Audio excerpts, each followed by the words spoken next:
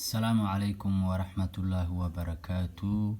Kusoo dhawaada cashiradeeni barashada Swahiliga.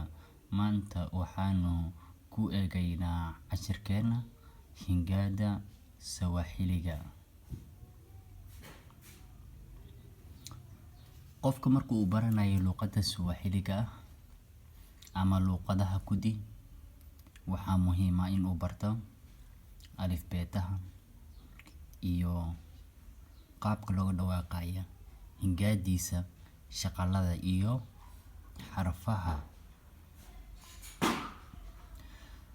Luqadda Swahiliga iyo Soomaaliga inta badan xarfaha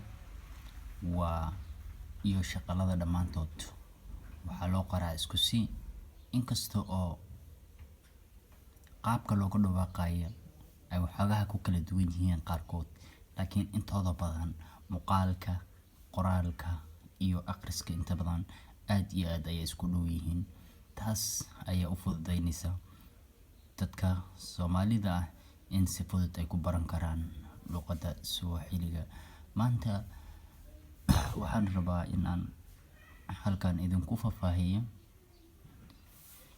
alifbeetaha hingadiisa iyo wuxuu ka kooban yahay iyo qaabka looga dhawaaqayo shaqalada, fokaaliga iyo konsonantiga, xarfaha kale ee ka soo haray shaqalka. Luqadda Swahiliga waxay leedahay 26 xarfood.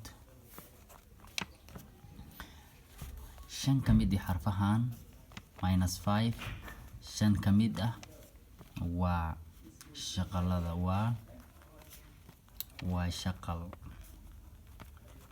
5 ka mid waa shaqal, 5tana waa a, e, i, o, u. Waa a, e, i, o, u. Shaqalada way xarfahan. Xarfahani qofkii hingada aqaan ama darsada ama dugsiga soo maray, sida uu u hingadinayo xarfaha Carabiga ayuu u hingadin karaa. oo xarafkani ee shaqalka xaraf ma aha, waa shaqalka a, e, i, o, u.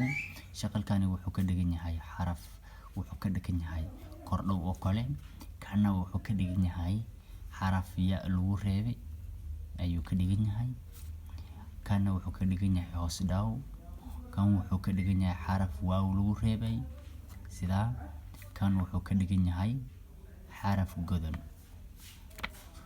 Tusaale aan soo qaadana ba'di waa tan xarafka b, haddii kan lagu qabto waxay noqonaysaa ba. Ba'dan ba sida loo akhrinayo waa ba, sida oo kale ba waay. Tan haddii be ay noqonaysaa xarafka shaqalka eeda, haddii lagu qabto waxay noqonaysaa be. Xarafka b iyo shaqalka e haddii la isku qabto waxay noqonaysaa be, bay. Sida oo kale bay. Shaqalka I haddii lagu qabto xarafka ba'da waxay noqonaysaa bi, xaraf hoos dhigan. Xarafka o kan haddii ba'da lagu qabto bo waxay noqonaysaa bo. Waaw xaraf lagu reebay ayay noqonaysaa. Waxaa soo hartay bu. Shaqalka u haddii ba'da lagu qabto waxay noqonaysaa bu. Waa sida bu, waa xaraf godan. Marka qaabka looga dhawaaqayo waa ka xarfaha magacooda waa a, e, i, o, u. Ilaa magaca xarafka waa e, i, o, u. Xarfaha shaqalada haddii laga bixiyo iyo kow ayaa noo soo hartay 21 waxaan ku jiraynaa waxaa jira xarfo kale ee ayaga aan kaligood aan lagu isticmaalin luqadda Swahiliga xarfahaasi waxaa ka mid ah x iyo q labadan xarfoodii kuma jiraan luqadda Swahiliga waxaa kaloo jira labadan xarfood hadii laga jaro 21 xarfood noo soo hartay waxaa noo soo haray 19 markii laga jaro labadan 19 xarfood 19 xarfood waxaa ku jira xarfo kale xarfaha oo kaligood aan istaagin ilaa xaraf kale lagu daro mooyee aan kaligood la qori karin waxaa ka mid ah xarafka caynka af Soomaaliga c xarafka c xarafkan af Soomaaliga waxaa looga dhawaaqaa cayn laakiin waa c xarafkan kaligiis ma istaagi karaa luqadda Swahiliga waa in lagu daro h oo laga dhiga sida dhawaqiisana wuxuu noqonayaa cha cha cha wuxuu u dhow yahay dhawaqa xarafka jinka ee jayga ayuu u dhow yahay marka kan hadii lagu qabto wuxuu noqonayaa cha ayuu noqonayaa waa sida camal cha sida camal ayaa loo dhawaaqayaa kana jin waaye kana waa cha kana waa ja ja ja cha ja cha ja marka dhawaqoodu wuu isku dhow yahay laakiin farqiya waxaa kaloo jira xaraf kaliya istaaga oo haddana xaraf kale lagu qabanayo macna kale la imaaday sida xarafka s oo kale xarafka siinka kan dhawaqiisu waxa waaye waa siin laakiin hadii lagu qabto h asagana h hadii lagu daro wuxuu noqonayaa shin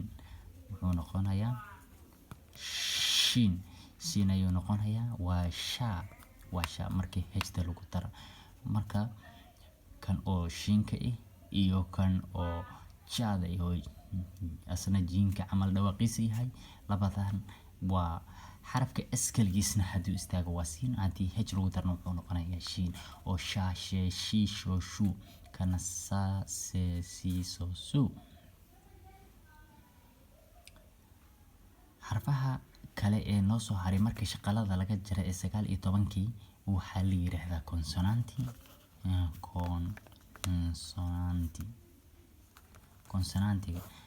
xarfahan consonantiga waa xarfaha inoo soo haray sidii ba'da dha'da fa'da ga'da ha'da jinka kaafka lamka minka nuunka ba'da iyo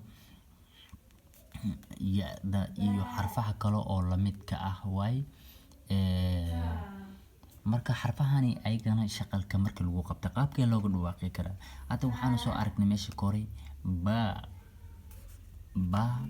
inta waxaan ku soo akhrisanay ba be bi bo bu xarafka ba markii lagu qabta shaqalka a inuu ba noqonayo hadii xarafka ba hadii shaqalki i lagu qabto inuu be hadii lagu qabto inuu be noqonayo xarafka e oo be ka dhiga